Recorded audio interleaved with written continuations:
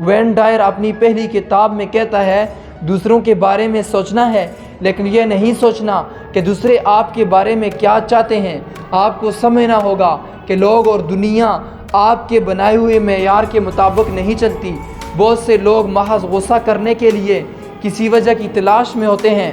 لوگ کسی بھی بات کا برا مان سکتے ہیں کسی دوسرے کے کچھ کہنے یا نہ کہنے، کرنے یا نہ کرنے سے۔ دنیا میں ایسی بے شمار باتیں ہیں جن کا کوئی بھی برا مان سکتا ہے۔ اپنے آپ سے پوچھئے، کیا آپ ہمیشہ برا مانتے رہتے ہیں؟ تو کیا یہ ایک اچھی عادت ہے؟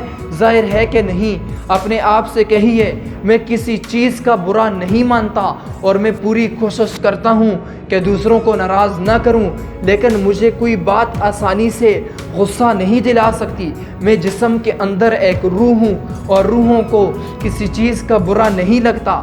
اس طرح برا ماننا بے فائدہ تجربے کی اچھی مثال ہے۔